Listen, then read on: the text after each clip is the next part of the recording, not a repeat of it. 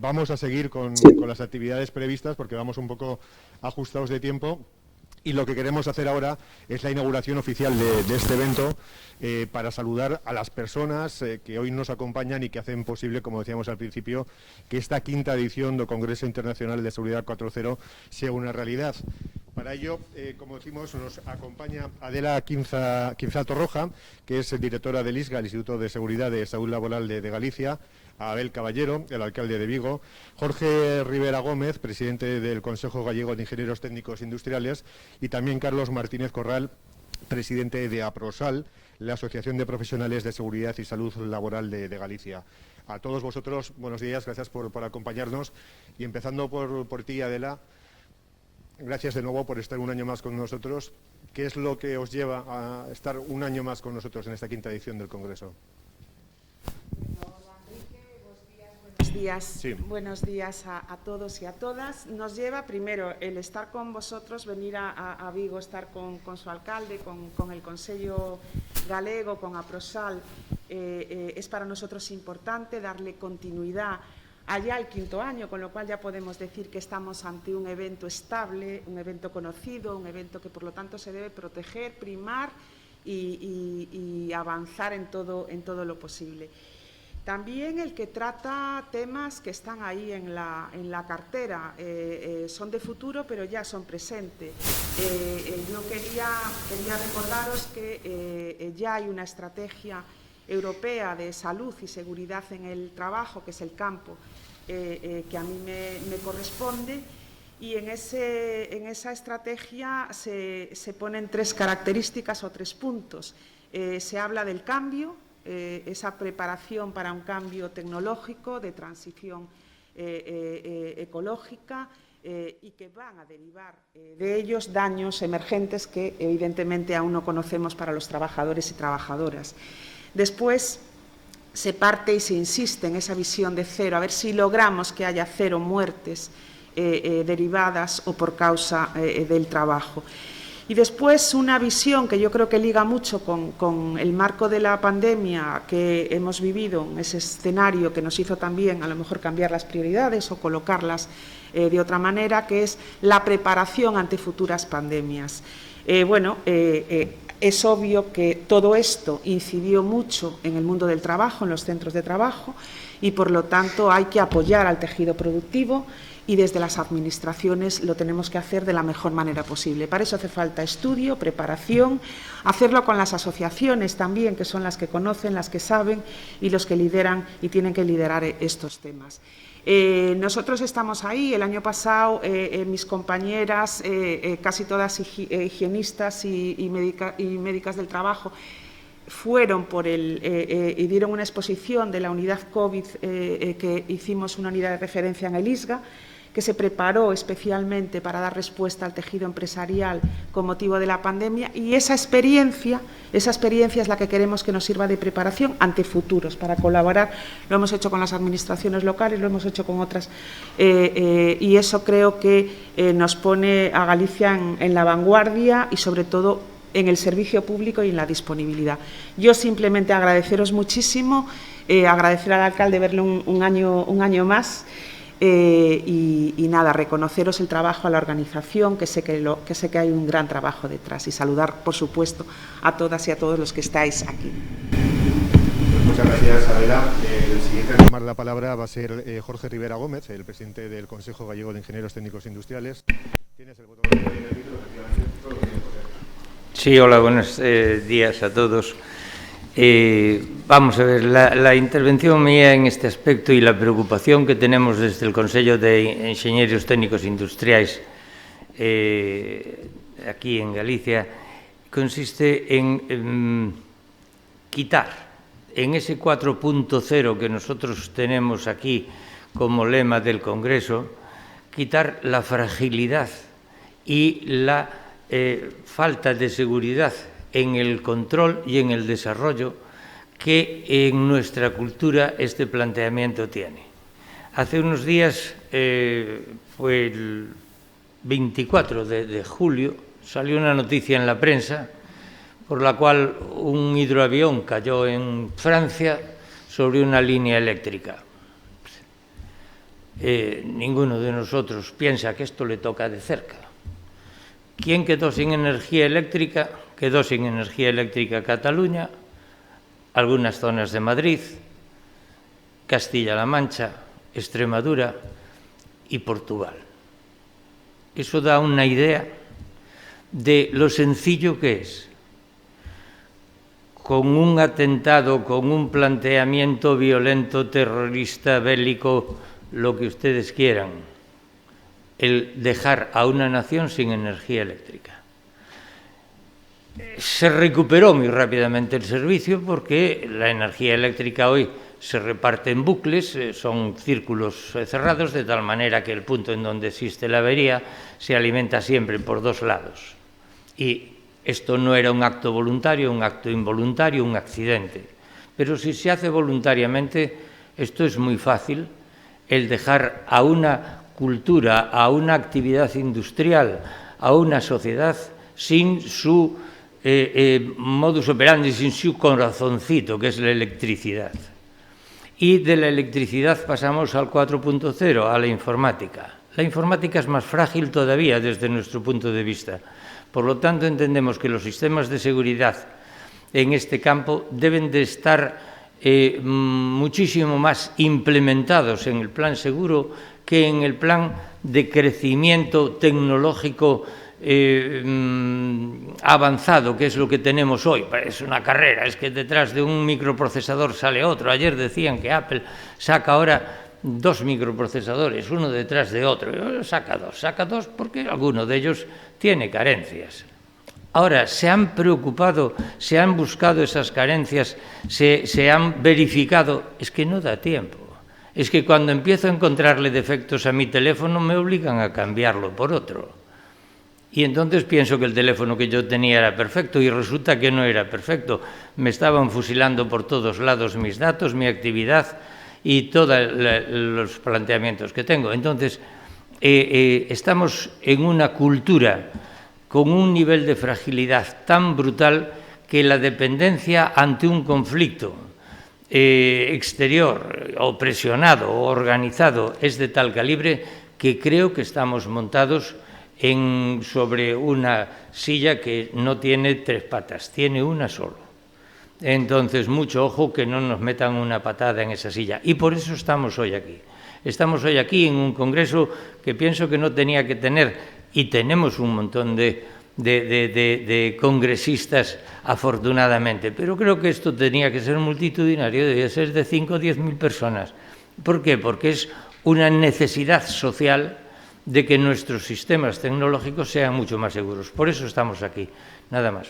Muchas gracias. Gracias, Jorge. Muy importante, como dices, la ciberseguridad en todo lo que tiene que ver con máquinas, con software, con todo tipo de temáticas que desde luego vamos a abordar a lo largo de esta mañana y también de la tarde. El siguiente ponente, también uno de los organizadores, es Carlos Martínez Corral, es presidente de APROSAL, la Asociación de Profesionales de Seguridad y Salud Laboral de Galicia, y también tiene cosas interesantes que contarnos. Carlos. Gracias, Enrique. Muy buenos días a todos los presentes, muy buenos días a las 300 y pico personas que nos están siguiendo por streaming.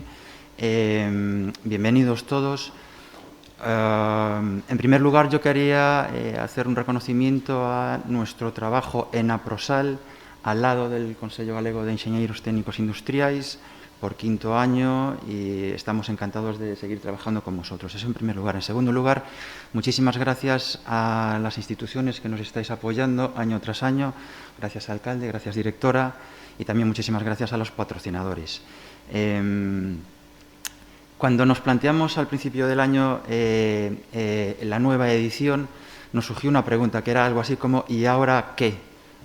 Lo que acaba de comentar Jorge es muy cierto, esa fragilidad, esa incertidumbre, ese mundo acelerado que tenemos, tiene muchísimas trampas. Este tipo de eventos se convierten en espacios donde lo que hacemos es compartir algo, pero siempre sabiendo hacia dónde vamos. Las dos partes son muy importantes y son complementarias. En primer lugar, hay una sobreinformación y tenemos que saber elegir. Lo que hacemos aquí es aportar muchísimas buenas prácticas, prácticas de éxito, aportamos reflexiones, aportamos posibles direcciones, aportamos innovación, etcétera. Con ello motivamos a la reflexión, a la elección, y cogiendo el hilo de lo que decía Jorge, esto se debería transformar como en dos cosas. Una, reflexionar o replantear qué estamos haciendo para saber qué prácticas no debemos seguir haciéndolas o no debemos seguir haciéndolas igual.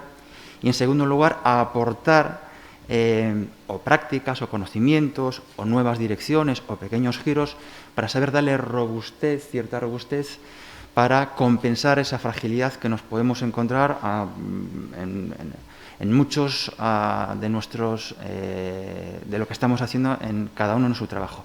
Y también en dos posiciones. Uno, la seguridad industrial y otra parte, la seguridad y salud de los trabajadores. ¿Con qué intención? ¿Hacia dónde vamos?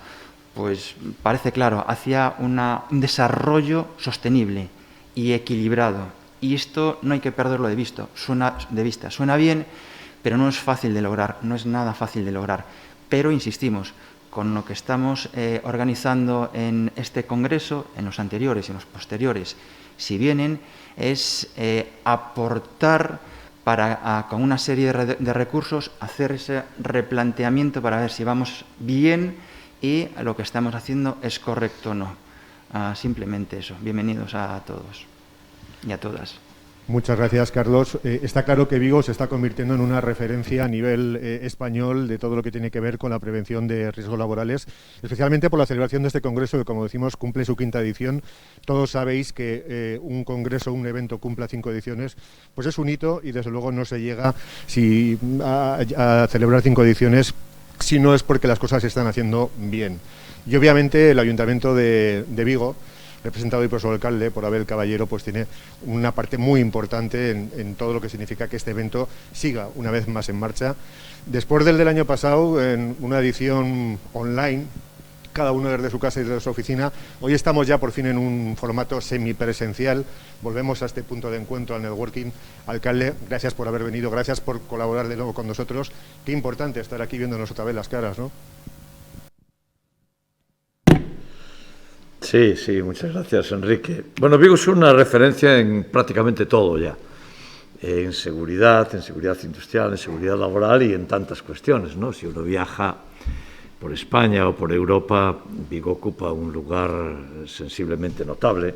Yo quiero empezar agradeciéndoos que esto se celebre aquí, que esta reunión tenga lugar en Vigo. Seguramente está bien elegido el sitio cuando se habla de riesgos laborales y de seguridad industrial, ¿no? Quiero saludar a Adela y de nuevo estar aquí presentes y podernos ver, a Jorge Rivera, que como siempre nos ilustra de una forma distinta y una peculiaridad en los enfoques, y a Carlos desde Aplosal en sus ámbitos de la seguridad y salud laboral, visualizado desde el conjunto de Galicia, ¿no?